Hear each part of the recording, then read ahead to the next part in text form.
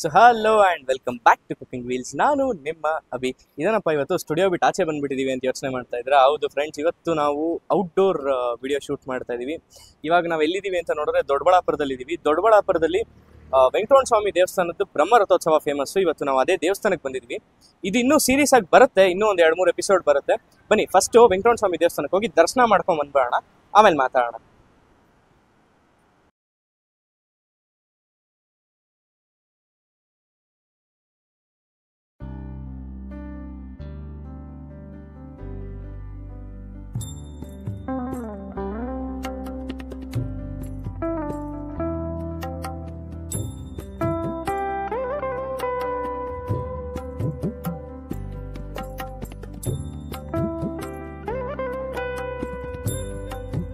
ಇವಾಗ ನಾವು ದೊಡ್ಡಬಳ್ಳಾಪುರದಲ್ಲಿರುವಂಥ ಶ್ರೀ ಲಕ್ಷ್ಮೀ ವೆಂಕಟೇಶ್ವರ ಸ್ವಾಮಿ ದೇವಸ್ಥಾನದಲ್ಲಿದ್ದೀವಿ.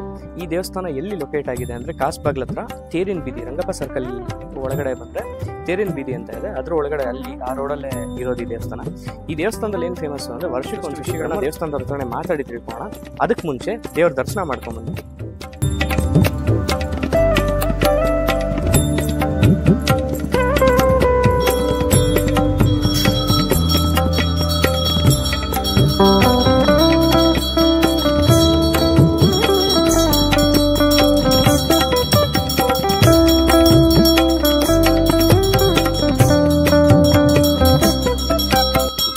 ವೆಂಕಟರಮಣ ಸ್ವಾಮಿ ದೇವಸ್ಥಾನ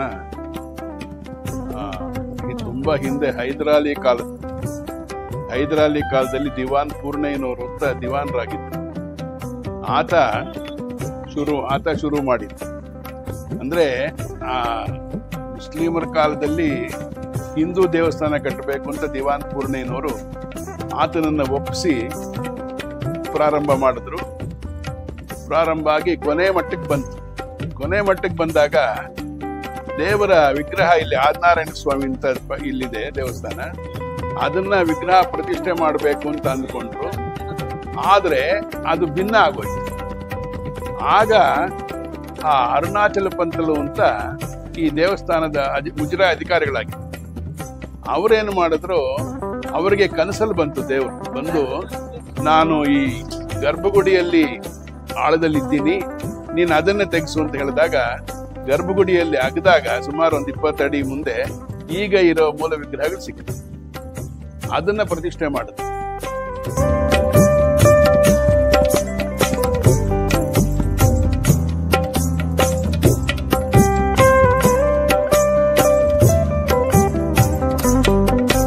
ಅದಾದ ನಂತರ ಸ್ವಾಮಿ ಮಹಿಮೆ ಏನಪ್ಪಾ ಅಂತಂದ್ರೆ, ಅದಕ್ಕೆ ಅವರಿಗೆ ಬಂಗಾರ ಜನವಾರಗಳು ಹಾಕೊಂಡಿದ್ರು. ಆತ ಏನಾಯ್ತು, ಪ್ರತಿಷ್ಠೆ ಆಯ್ತು, ಉತ್ಸವ ವಿಗ್ರಹ ಸಿಗ್ಲಿಲ್ಲ, ಏನ್ ಮಾಡೋದು ಅಂತ ಇದ್ದಾಗ ಒಬ್ಬ ಸನ್ಯಾಸಿ ಬಂದು ಈಗಿರೋ ಉತ್ಸವ ವಿಗ್ರಹಗಳನ್ನು ಕೊಟ್ಟರು. ಅದು ಸಣ್ಣ ಒಂದು 3 ಇಂಚಿದೆ ವಿಗ್ರಹ. ಆಗ ಅವರು ಏನಪ್ಪ ದೊಡ್ಡದಾಗಿ ದೇವಸ್ಥಾನ ಕಟ್ಟಿದೆ, ಈ ವಿಗ್ರಹ ನೋಡಿದ್ರೆ 3 ಇಂಚ್ ಇದೆಯಲ್ಲ ಅಂತ ಅಂದಿದ್ದೆ ಅವರಿಗೆ ಹೊಟ್ಟೆನೋ ಪ್ರಾರಂಭ ಆಯ್ತು.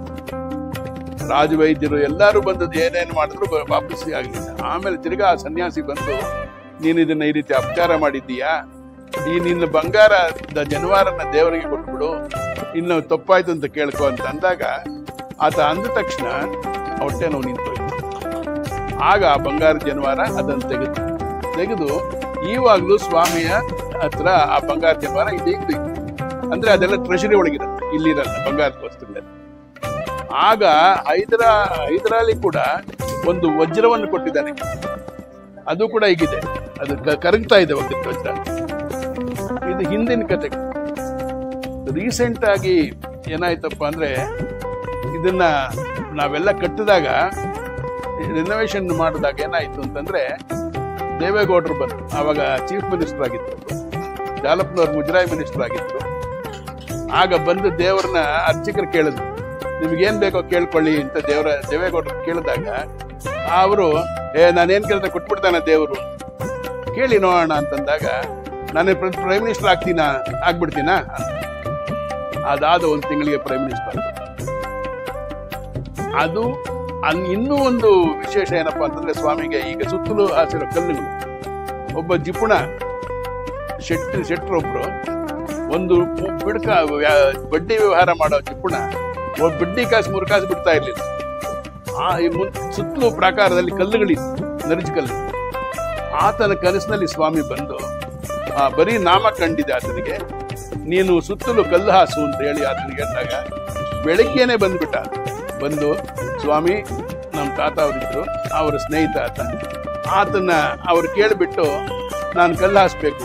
ಇವರು ಅನುಮಾನ ಅವ್ರಿಗೆ, ನೀನು ಟಿಪ್ಪಣ ನೀನೇನು ಮಾಡ್ತೀಯ? ಇಲ್ಲ ಸ್ವಾಮಿ ದುಡ್ಡು ತಂದಿದ್ದೀನಿ ಅಂತ ಕೊಟ್ಟ. ಅದಾದ ನಂತರ ಆತ ಸುತ್ತಲೂ ಕಲ್ಲುಗಳು ಹಾಸಿದ. ಅದಾದ 1 ವಾರ ಆತ ಸತ್ತು. ಬ್ರಹ್ಮರಥೋತ್ಸವ ನಡೆಯುತ್ತೆ ವರ್ಷಕ್ಕೊಂದ್ಸಲ. ಅದಾದ ನಂತರ 42 ದಿನ ವಿಜೃಂಭಣೆಯಿಂದ ಉತ್ಸವಗಳು ನಡೆಯುತ್ತೆ. ಆ ಉತ್ಸವಗಳಲ್ಲಿ ಅನೇಕ ಜನ ಸರ್ಕಾರಿ ಸೇವಕರು ಎಲ್ಲರೂ ಬಂದು, ಆಗ ಆ ಬಂಗಾರದ ವಜ್ರಗಳ ಒಡವೆಗಳೆಲ್ಲ ಟ್ರೆಷರಿ ಒಳಗಿರುತ್ತೆ. ಆ 48 ದಿನ ಸ್ವಾಮಿಗೆ ಅಲಂಕಾರ ಮಾಡ್ತಾರೆ. ಆ ವಿಜೃಂಭಣೆಯಿಂದ ಉತ್ಸವಗಳು ನಡೆಯುತ್ತೆ.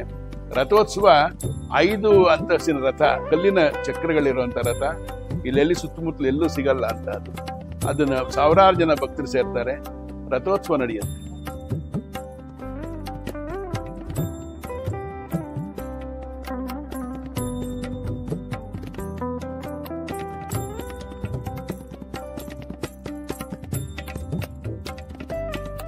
ಈ ದೇವಸ್ಥಾನಕ್ಕೆ ಹಿಂದಿನಿಂದಲೂ ಅರ್ಚಕರು, ಮಂತ್ರಪುಷ್ಪ ಅರ್ಚಕರಿದ್ದಾರೆ. ಅವರ ಮನೆತನ ಪರಂಪರವಾಗಿ ಬರ್ತಾ ಇದೆ. ಅದಾದ ನಂತರ ಮಂತ್ರಪುಷ್ಪದವರಿದ್ದಾರೆ. ಅವರು ಕೂಡ 3ನೇ ತಲೆ ಇದೆ. ಅವ್ರ ತನ್ನ ಮಕ್ಕಳು, ಅವ್ರ ತಾತ ತನ್ನ ಮಕ್ಕಳು, ಮೊಮ್ಮಕ್ಕಳು ಹೀಗೆ ಬರ್ತಾ ಇದ್ದಾರೆ. ಮಂತ್ರಪುಷ್ಪದವರಿದ್ದಾರೆ. ಮತ್ತೆ ಕಾಮಾಟಿ ಅಂತ ಅಂದ್ರೆ ದೇವ್ರ ಸೇವರಿಗಳನ್ನ, ದೇವ್ರನ್ನ ಹೊರಕ್ಕೆ, ದೇವತಾ ಕಾರ್ಯಗಳೆಲ್ಲ ಎಲ್ಲ ಕೆಲಸ ಮಾಡಕ್ಕೆ ಕಾಮಾಟಿಯವರು ಅಂತ ಇದ್ದಾರೆ. ಸುಮಾರು ಅವ್ರ ಬಂತಂದಲ್ಲಿ ಅವರು ತಂದೆ, ತಾತ, ಮೊಮ್ಮಗ ಹೀಗೇನಪ್ಪ ವಂಶ ಪಾರಂಪರ್ಯವಾಗಿ ಅವರು ಸುಮಾರು 20 ರಿಂದ 30 ಜನ ಇದ್ದಾರೆ. ಮತ್ತೆ ಭಜಂತ್ರಿ, ದೇವಸ್ಥಾನಕ್ಕೆ ಏನು ವಾಲ್ಗ ಪ್ರತಿಯೊಂದೂ ಎಲ್ಲ ಹಿಂದಿನವರು ಯಾವುದೇ ಒಂದು ಕಾರ್ಯ ಆಗಬೇಕಾದ್ರೂ ಏನು ತೊಂದರೆ ಆಗಬಾರ್ದು ದೇವಸ್ಥಾನಕ್ಕೆ ಅಂತ ಹಿಂದಿನವರು ಏರ್ಪಾಡು ಮಾಡ್ತಾರೆ. ವಾಲಗದವರು, ಮಂತ್ರಪುಷ್ಪ, ಭಜಂತ್ರಿ, ಕಾಮಾಟಿ, ಸುಣ್ಣ ಬಳಿಯೋದು ಕೂಡ ಪ್ರತಿ ವರ್ಷನೂ ನಡೆಯುತ್ತೆ. ಅದಕ್ಕೆ ಏನೇನು ಏರ್ಪಾಡು ಬೇಕೋ ಎಲ್ಲರೂ ಮಾಡಿದ್ದಾರೆ. ಆದ್ರಿಂದ ಈ ದೇವಸ್ಥಾನಕ್ಕೆ ಕಾರ್ಯಕ್ರಮಗಳು ನಡೆಯೋದು ಯಾವ ತೊಂದರೆನೂ ಇಲ್ಲದೆ ಇರೋ ಹಾಗೆ ಏರ್ಪಾಡು ಮಾಡಿದ್ದಾರೆ. ಆ ಸ್ವಾಮಿ ನಡೆಸ್ಕೊಂಡು ಬರ್ತಾ ಇದ್ದಾರೆ. ಒಬ್ಬ ಮುಸ್ಲಿಂ ರಾಜ ಒಂದು ಹಿಂದೂ ದೇವಸ್ಥಾನ ಕಟ್ತಾನೆ ಅನ್ನೋದೇ ಒಂದು ದೊಡ್ಡ ವಿಷಯ. ಸೊ ಇದೇ ತರ ನಮ್ಮ ಇತಿಹಾಸದಲ್ಲಿ, ನಮ್ಮ ಪುರಾಣದಲ್ಲಿ ತುಂಬಾನೇ ದೇವಸ್ಥಾನಗಳಿದ್ದಾವೆ. ಅದನ್ನ ಎಕ್ಸ್ಪ್ಲೋರ್ ಮಾಡೋದ್ರಲ್ಲಿ ನಮ್ಮ ಒಂದು ಸಣ್ಣ ಪ್ರಯತ್ನ. ನಿಮಗೂ ನೀವು ಟೈಮ್ ಫ್ರೀ ಆದಾಗ ಈ ದೇವಸ್ಥಾನಕ್ಕೆ ಬಂದು ಸ್ವಾಮಿಯ ದರ್ಶನ ಮಾಡಿಕೊಂಡು ಹೋಗಿ. ಈಗ ನೆಕ್ಸ್ಟ್